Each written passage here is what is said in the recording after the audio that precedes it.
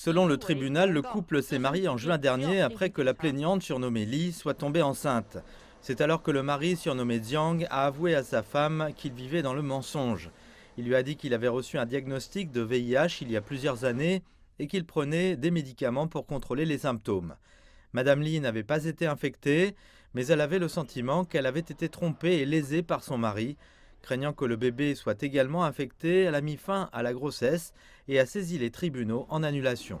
Le Code civil précise qu'un mariage peut être annulé si l'une des parties souffre d'une maladie grave et n'en a pas informé l'autre avant l'enregistrement du mariage.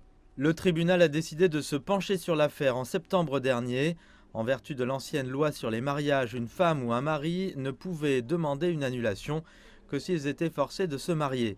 Cependant, en vertu de la nouvelle loi, dans la mesure où Jiang n'a pas divulgué ce qui est considéré comme une maladie grave, Li a pu déposer une demande d'annulation. Le Code civil ne précise pas quelles maladies doivent être considérées comme graves. Les tribunaux statuent au cas par cas.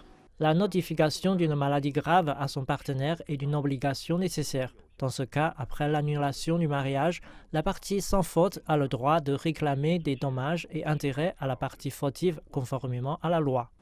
Lorsqu'un mariage est annulé, cela signifie essentiellement que le couple ne s'est jamais marié et restera célibataire par opposition à un divorce qui stipule qu'un mariage avait eu lieu. Cela reflète la protection du Code civil des personnes vulnérables et l'honnêteté. La valeur la plus fondamentale du mariage est la confiance mutuelle. Sans elle, cela violerait l'esprit du Code civil.